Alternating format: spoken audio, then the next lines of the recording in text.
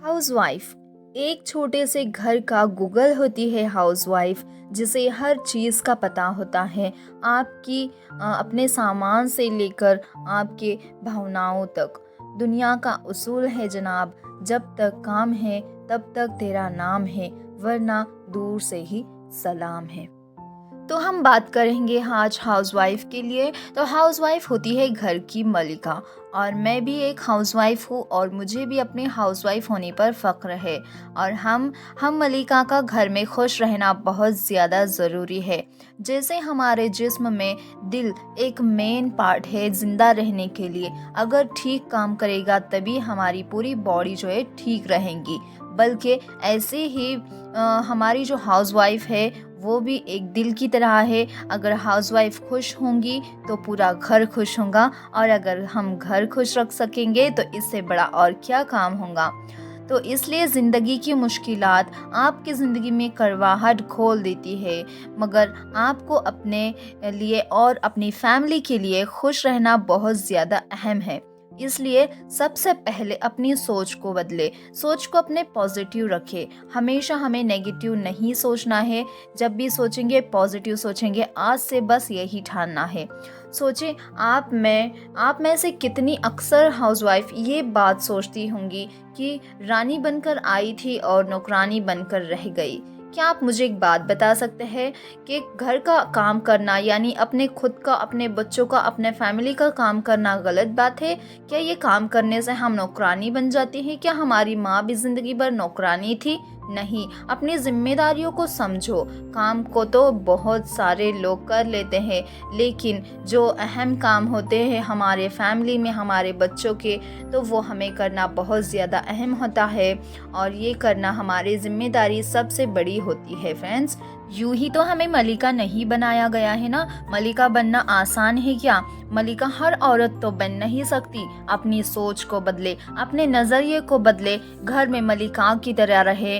3 दिन नहीं नहाना, बाल न बनाना, कपड़े न बदलना, ये चीज़ें आपने नहीं करनी है, बिल्कुल भी नहीं करनी है। जैसे वर्किंग वुमेन होती है, ड्रेसअप अच्छे से करके रोज़ाना अच्छे से रेडी होकर रोज़ काम पर चली जाती हैं, तो आपका भी तो यही काम है।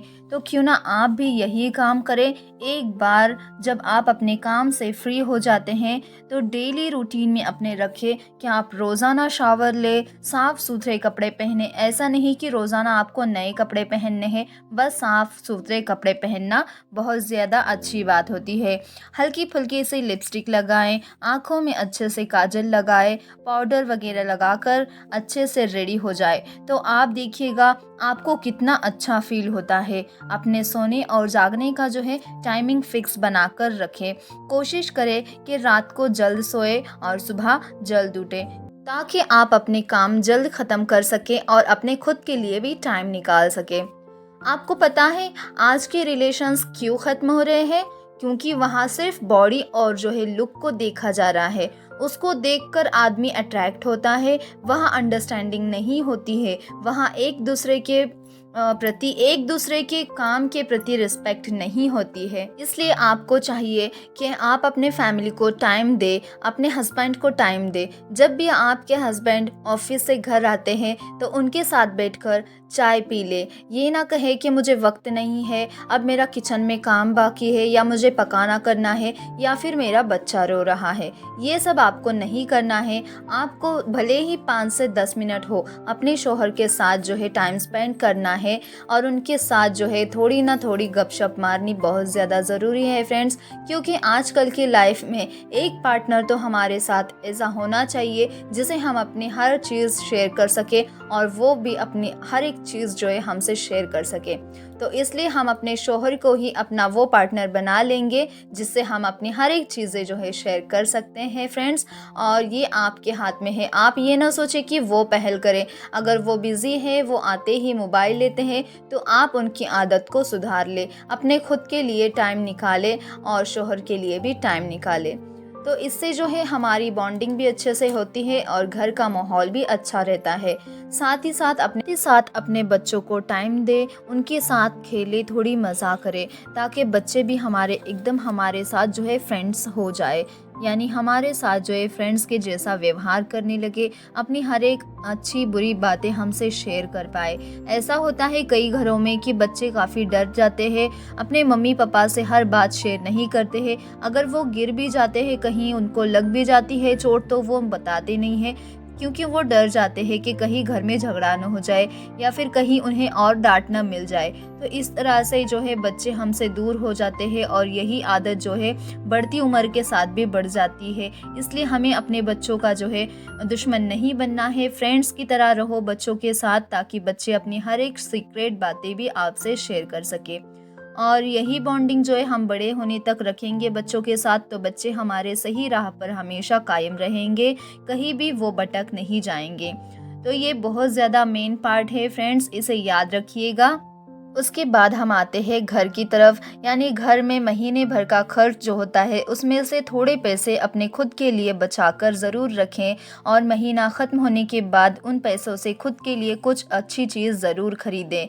इससे हमें भी खुशी मिलती है और घर में भी सब खुश का माहौल रहता है, क्योंकि जब हमें अपनी कोई पसंदीदा चीज़ मिल जाती है, अगर हर महीने हम कुछ सेविंग्स करके ले लेते हैं, तो इससे काफ़ी अच्छा फ़ील होता है हमें भी और सभी को भी। तो ये करना लाज़मी है आपको। और साथ ही साथ कभी कभार वीकेंड में या फिर मंथ में एक बार या 15 दिन में एक बार छोटी सी ट्रिप पर ज़रूर जाए। ऐसा नहीं कि घूमने जाना ज़रूरी है, लेकिन कभी कभार पार्क में वगैरह भी आप जा सकते हैं अपने शौहर और बच्चों को लेकर। इससे इससे जो है हमारे हस्बैंड और हम भी फ्रेशन अप हो जाते हैं आगे के दिनों में, और ज़्यादा ताजगी से हम काम करना स्टार्ट करते हैं। और यहाँ पर हम एक बात और सीख लेते हैं, हम पैसा कमाने में लगे रहते हैं, लेकिन असली दौलत हमारी फैमिली होती है, ये हम कई बार भूल जाते हैं फ्रेंड्स। और जिनके लिए हम कमाते हैं और उन्हीं को हम अगर दुख देंगे, तो हमारी ज़िंदगी का क्या फ़ायदा।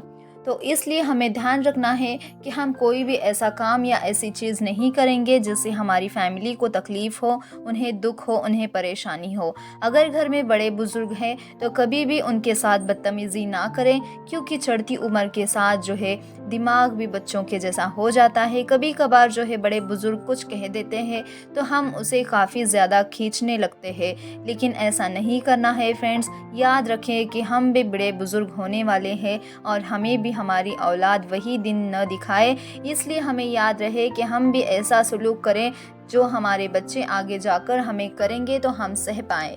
इतना ही आप करें तो देखिएगा आपकी ज़िंदगी जो है जन्नत बन जाएंगी और बड़े सुकून के साथ आप ज़िंदगी बसर करेंगे।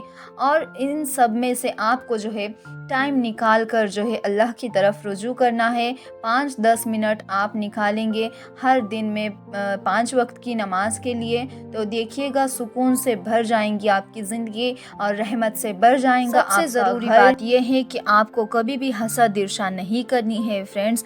और याद रहे, हसद इंसान को जो है खोखला बना देती है, उसके हाथ में कभी भी कोई भी चीज़ नहीं टिक पाती है, चाहे वो खुशी हो या पैसा हो या कोई और चीज़ हो। इसलिए हमें अल्लाह का हर वक्त शुक्र अदा करना है कि हमारे पास जो भी है, जितना भी है, काफ़ी है। और ज़िंदगी जीने के लिए बस चाहिए जितना, उतना हर एक इंसान के पास अल्लाह ने हर एक इंसान को अता किया है। इसलिए हमें ये नहीं सोचना है कि मेरे नंद के पास ये सब कुछ है, इतना बड़ा घर है, इतनी बड़ी गाड़ी है, और मेरे पास बस इतना ही है, और मेरे जेठ के पास इतना सब कुछ है और मेरे पास इतना ही है।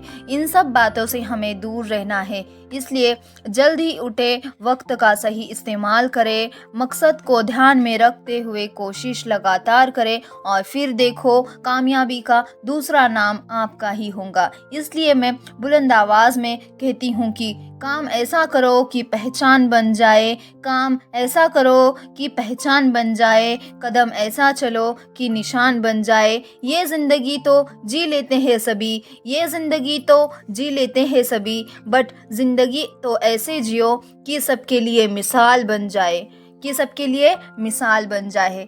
जी हाँ, इन छोटे शब्दों के साथ मैं आपसे अलविदा कहती हूँ। मिलते हैं एक और न्यू वीडियो के साथ जल्द ही इसी तरह के मोटिवेशन व्लॉग। अगर आपको पसंद आते हैं तो कमेंट में ज़रूर बताना, फिर से एक दफ़ा मैं लेकर हाजिर हो जाऊंगी। और देखिएगा मेरे सारे रेसिपी के व्लॉग काफ़ी अच्छे अच्छे हैं, और इन सब बातों में से आपको कौन सी बात पसंद आई मुझे कमेंट में ज़रूर बताना। तब तक के लिए स्टे सेफ, अल्लाह हाफिज़, बाय बाय।